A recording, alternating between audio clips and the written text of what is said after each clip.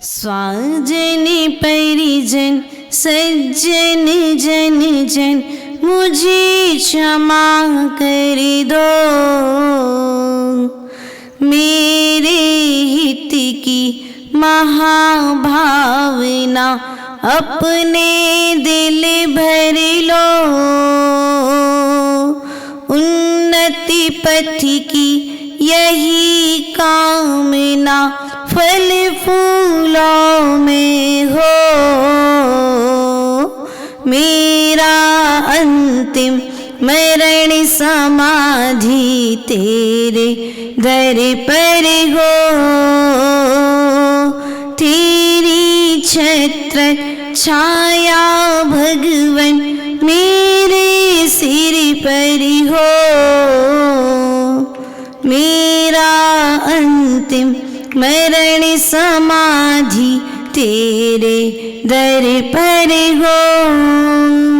बोले अनंतानंत सिद्ध परमेष्ठी भगवान की, देवादिदेव आदिनाथ भगवान की, देवादिदेव चिंतामणि पारसनाथ भगवान की, शासनायक भगवान महावीर स्वामी की, गोमटगिरी के बाहुबली भगवान की, आचार्य भगवंत विराग सागर जी विशुद्ध सागर जी महाराज की, समाधि भक्ति के रचिता आचार्य गुरुदेव 108 विभव सागर जी महाराज की, मंचासीन मुनि श्री 108 सुयस सागर जी विद्रुप सागर जी महाराज की, क्षमावाणी पर्व की।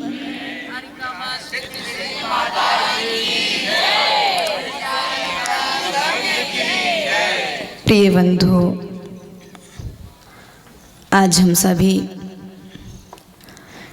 इस गोमटगिरी के आंगन में भगवान बाहुबली के चरणों में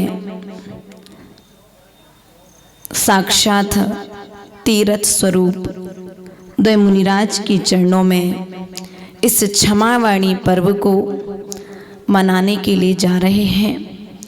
यह हमारा परम सौभाग्य है।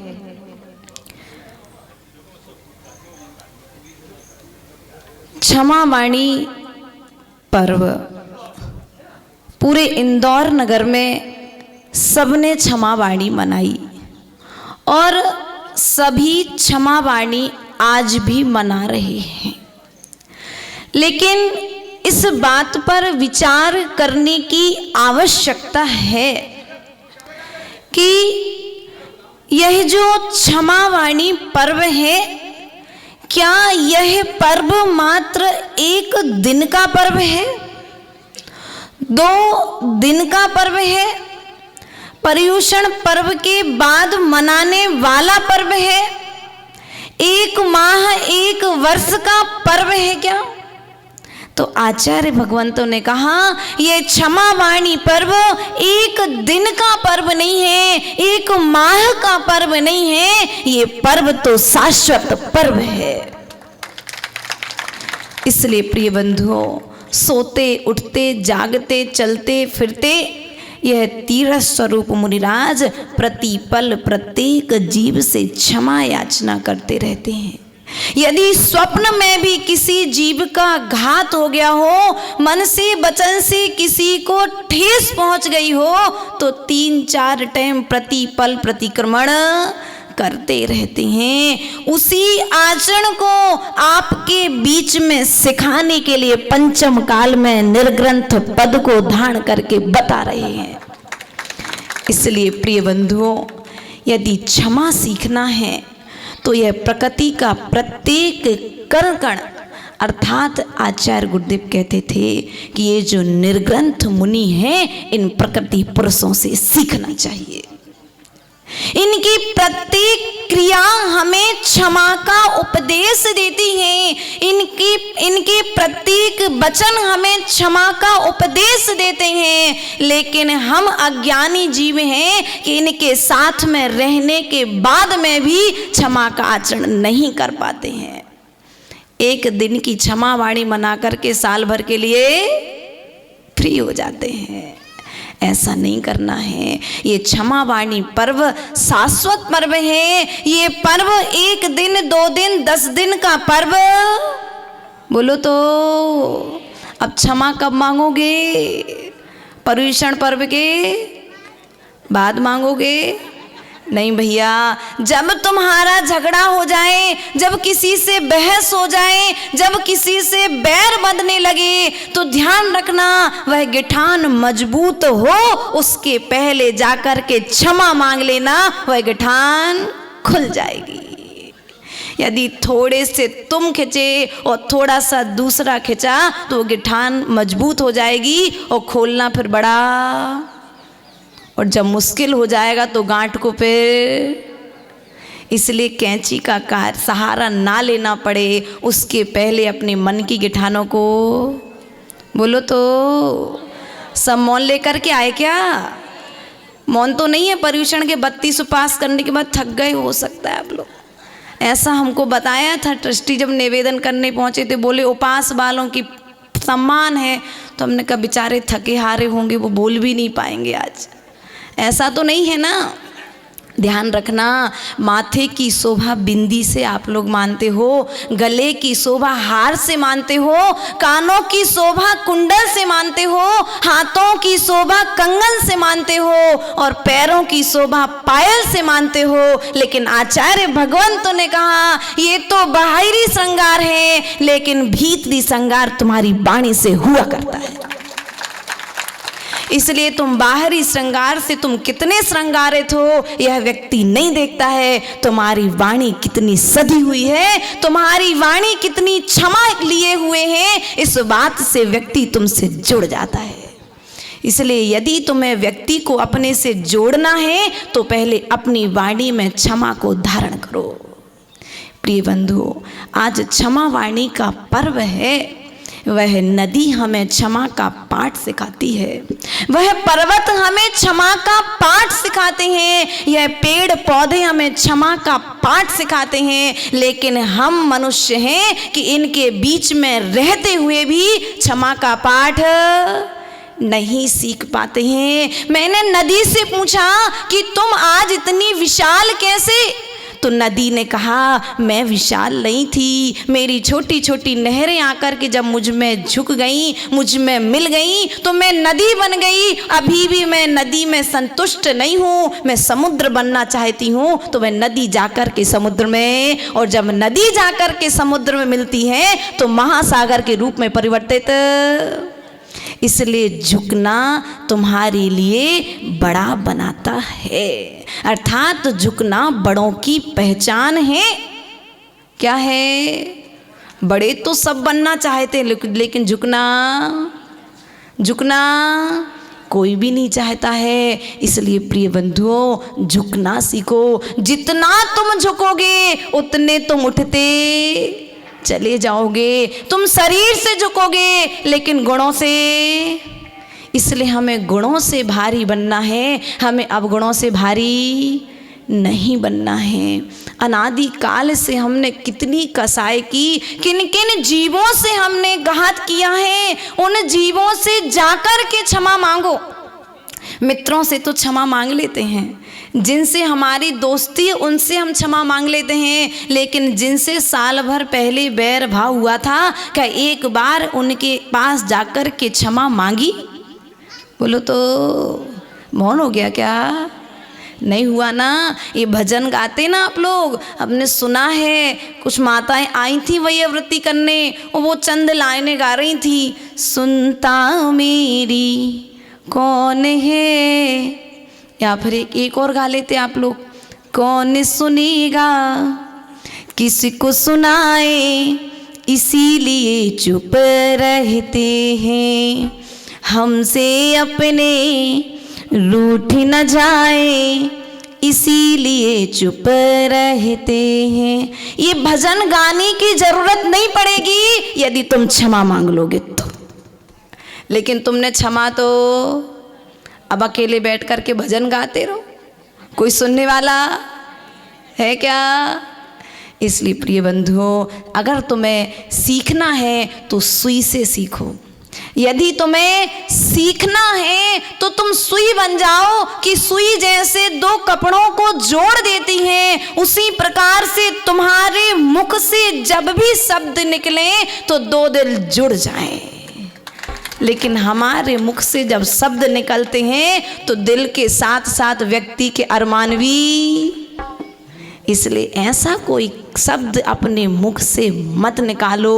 तुम्हारे माथे पर बिंदी नहीं होगी, कोई नहीं देखेगा।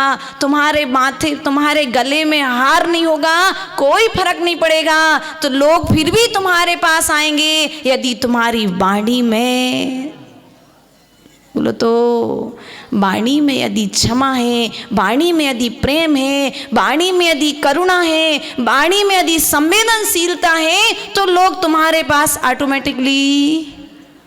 हम लोगों को बुलाना चाहते हैं, लोगों को जोड़ना चाहते हैं, लेकिन वाणी में परिवर्तन, अब वाणी में जब परिवर्तन नहीं होगा तो लोग तुमसे अपने आप, बोलो तो, अब आप लोग चाहते हो कि हमारी भी प्रभावना हो, हमारा भी नाम हो, लोग हमसे भी जुड़े, तो सबसे पहले एक शब्द सीख लो कि तुमसे, तुम्हारे संसार में कोई भी बैरी ना बचे। प्रत्येक जीव से जाकर के क्षमा। हम लोग जब भी प्रतिक्रमण करने बैठते हैं तो एक इंद्री से, दो इंद्री से, तीन इंद्री से, चार इंद्री से, पंच इंद्री से, अर्थात सबसे क्षमा मांग लेते हैं, लेकिन उनसे क्षमा नहीं मांग पाते हैं जिनसे हमने झगड़ा। हमने तो गलती, बोलो तो, हमने तो गलती, तो हम क्यों मांगे क्षमा? बताओ, जब तुम्हें अपनी गलती का एहसास ही नहीं है तो तुम क्षमा मांगोगे नहीं, और जब तुम क्षमा मांगोगे नहीं तो शत्रु अपने आप बन जाएंगे। इसलिए जो वाणी तुम्हारे लिए मिली है, ये वाणी तुम्हारे लिए वीणा का कार्य करने के लिए मिली है। ये तुम्हारी वाणी बम का कार्य ना कर दे। ध्यान रखना, ये तुम्हारे वचन वीणा की तरह झनकृत हो तो लोग तुम्हारे शब्दों को सुनने के लिए बैठ जाएं, लेकिन किन्हीं किन्हीं श्रावकों की, किन्हीं किन्हीं लोगों की ज्ञान की कमी के कारण वह वचन बम का काम करते हैं, बाम का कार्य। आज बाम सबसे ज़्यादा बिक रही, क्यों? लोगों को थोड़ी सी तकलीफ हो तो मेडिकल पे आधी रात को बाम लेने। और यदि तुम्हारे पास में क्षमा है, तुम्हारे वचनों में यदि वाणी में क्षमा है, प्रेम है, तो लोग रात को बाम लेने नहीं जाएंगे, वे तुम्हारे पास सलाह लेने आ जाएंगे। इसलिए अपनी वाणी में चमत्कार पैदा करो, तुम्हारी वाणी दवा का काम कर जाए, ऐसे शब्दों को अपने मुख से निकालना प्रारंभ करिए। प्रिय बंधुओं, ये वाणी ही तो है जो बैर बंधा भी देती है और बैर छोड़ा भी देती है। द्रौपदी के एक शब्द ने महाभारत करा दी, याद है ना? सब लोगों से सुना है, आप लोग तो बड़े बड़े प्रवचनकारों से प्रवचन सुनते हो, हमको तो कुछ भी नहीं आता, लेकिन फिर भी हम आपसे इतना कहेंगे कि जो कार्य द्रौपदी ने कहा था, किया था, वो कार्य तुम लोग मत करो, तो इस संसार में रहते हुए भी कोई भी तुम्हारा शत्रु नहीं होगा। आज घर में शत्रु है, पड़ोस में शत्रु है, गली में शत्रु है, लेकिन कारण हमने ये तो कहा हमें कोई नहीं चाहता, हमसे सब दूर भागते हैं, लेकिन दूर भागने का कारण क्या है? ध्यान रखना, नमक के पास में कभी भी चींटियां नहीं जाती। क्यों माताओं, अनुभूत हो ना? घर में नमक है कि नहीं है? शक्कर का डिब्बा, शक्कर का डिब्बा और नमक है कि नहीं है? तो नमक के पास चींटियां मिलती हैं कि शक्कर के पास चींटियां मिलती हैं? बोलो तो, कहाँ पर मिलती चींटियां? शक्कर के पास में मिलती हैं। उसी प्रकार से गुणवान व्यक्ति के पास में सब लोग पहुंच जाते हैं, और जो क्रोधी होता है, जो मानी होता है, जो मायावी होता है, उनके पास से सब लोग दूर भाग जाते हैं। इसलिए प्रिय बंधुओं, सदा तुम अपनी वाणी में क्षमा वाणी को मात्र एक दिन का पर्व मत मनाना। ये क्षमा वाणी जो पर्व है, ये एक देश का पर्व नहीं है, एक राष्ट्र का पर्व नहीं है, एक नगर का पर्व नहीं है, यह एक गली का पर्व नहीं है, ये पर्व तो विश्व पर्व बन गया है। इसलिए इस विश्व पर्व के दिवस अर्थात क्षमा वाणी पर्व के लिए आप सोचते हो मात्र आप जैन मना रहे हो। आज गली गली में रहने वाला जैनेतर भाई बंधु भी जब अपने पर्युषण पर्व के बाद निकलते हैं तो बोलते माता उत्तम क्षमा। हमने कहा भैया कौन? बोले हम जैनेतर हैं, लेकिन आज आपके यहाँ क्षमा वाणी पर्व है, अर्थात वह भी उस पर्व को मनाता है, इस पर्व के मीनिंग को समझने लगा है। हम इस पर्व के अर्थ को तो समझते हैं, लेकिन आचरण की ओर हमारा ध्यान, बोलो तो भैया कहाँ पर क्षमा का ध्यान कहाँ पर रखना है? माता वो दूध उबाला, बोलो तो उबाल के आए थे सुबह, आया कि नहीं आया? आज आया, शाम को भी आएगा, उबालना पड़ेगा। ध्यान रखना दूध जब उबलता है ना तो उबलने के बाद गिरने के बाद क्या हो जाता है? वो जल जाता है। दूध जब उबलता है तो जल जाता है, और यदि उस उबलते हुए दूध में थोड़ा सा जल डाल दो, तुम लोग बहुत चतुर हो, उबलते हुए दूध को कैसे रोकना है? थोड़ा सा गिलास में पानी लोगे तुरंत। अब जब क्रोध आ रहा हो तो थोड़ी सी क्षमा धारण कर लो, तत्काल में बैर विरोध से तुम्हें कहीं किताब खोलने की भी जरूरत नहीं है। तुम्हारे चौके में जो दूध तुम लाते हो वह दूध तुम्हें क्षमा का पाठ सिखा रहा है, लेकिन हम उस पाठ को, क्षमा वाणी आपके बीच में, आप व्यापारी हो ना, सब लोग ऑफिस जाते होंगे, कुछ लोग व्यापार करते होंगे, तो तुम्हारे ऑफिस में जो तुम्हारे सर हैं या दुकान पर जो सौदा लगाते हैं, किन्हीं के कपड़े की दुकान होगी, किसी की किराने की दुकान होगी, नाना तरह के सबके व्यापार होंगे। और जब तुम्हारे पास में ग्राहक आता है, आप उस ग्राहक के प्रति तो क्षमा रखते हैं, लेकिन आप अपने वालों के प्रति क्षमा नहीं रख पाते हो। क्यों भैया? कपड़े की दुकान वाला कोई बैठा क्या इधर पर? हमें खरीदना नहीं, ये पूछ रहे। अच्छा, क्या नाम भाई साहब का? गंगवाल जी हैं सब। चलो ये सब गोमटगिरी वाले कपड़े वाले हैं। भैया जब आप लोग के पास में ये शैलेश भैया कपड़े खरीदने आए, ओ गोमटगिरी वालों थोड़ा हंसो कम, सुनो पहले। ये समर्थ सिटी वाले तुम्हारे पास में कपड़े खरीदने आए और बहुत सारा कपड़ा देख लिया, और कपड़े देखते देखते इन्होंने कहा भैया पसंद नहीं आ रहा। अब क्या करोगे तुम? गुस्सा आएगा, लेकिन उसको निकालोगे? बोलो तो आएगा, लेकिन निकालोगे? क्यों नहीं निकालोगे? यदि एक बार मैंने गुस्सा कर दिया तो ये व्यक्ति मेरी दुकान पर दोबारा। उसी तरह से हमें अपने परिवार के प्रत्येक सदस्य के प्रति क्षमा, समझ, व्यापार में हमने ग्राहक के प्रति क्षमा रखी है, उसी तरह से क्षमा जब तुम मंदिर में आते हो तो क्षमा को भूल जाते हो क्या भैया? व्यापार में जब बैठते हो, ग्राहक आता है, सब तरह की वैरायटी देखता है, और अंत में आकर कहते भैया अब हमें नहीं खरीदना, पसंद नहीं आया। आप शांति से पूरा माल उठाते हो, समेट करके वापस। कहाँ गया गुस्सा? क्योंकि भीतर में स्वार्थ। अब तुम्हें जब वहाँ पर पैसे की कद्र है, इसलिए क्रोध दब गया है। बस उसी तरह से तुम अपनों की कद्र करोगे तो कभी अपनों पर गुस्सा, तुम्हें अपनों की कद्र नहीं है, तुम्हें पैसों की कद्र है, इसलिए तुम सामने वाले पर क्रोध नहीं उतार रहे हो, तुम दूसरे पर। और तो और दुकान से थके हारे आओगे, और घर में यदि थोड़ा सा दाल में नमक कम मिल गया तो देखो बेचारी क्या होगा इनका। अब आप लोग समझदार हो, अब तो समय बदल गया। भैया कह रहे माता जी दाल बनी मिल जाए बहुत बड़ी बात है, बनानी पड़ती है अब तो अपने हाथ से, थके आओ चाहे कैसी भी आओ। ठीक है वो समय चला गया, हम तो उन दादी जी की बात कह रहे थे, उनके समय की बात कह रहे थे कि ये दादी जी जब थी ना तो इनके समय में ऐसा होता था। इसलिए प्रिय बंधुओं, क्षमा को कहीं बाहर में लेने नहीं जाना है। इस क्षमा को हमें अपनों के बीच में ही सीखना है, अपनों को ही क्षमा करना है। हमें दूर देश के लोगों से क्षमा मांगने नहीं जाना है। जो हमारे घर में है, जो हमारे परिवार में है, जो हमारे पड़ोस में है, जो हमारी समाज में है, जो हमारे अपने हैं, पहले हमें अपनों से क्षमा मांगनी है, फिर जाकर के हम परायों से क्षमा मांगेंगे। तब कहीं जाकर के क्षमा वाणी पर्व मनाना हमारा सार्थक होगा। इन्हीं भावनाओं के साथ में बोले परम पूज्य आचार्य गुरुवर 108 विभव सागर जी महाराज जी की, मंचासीन मुनि श्री 108 श्वेत सागर जी, विद्रुप सागर जी महाराज जी की।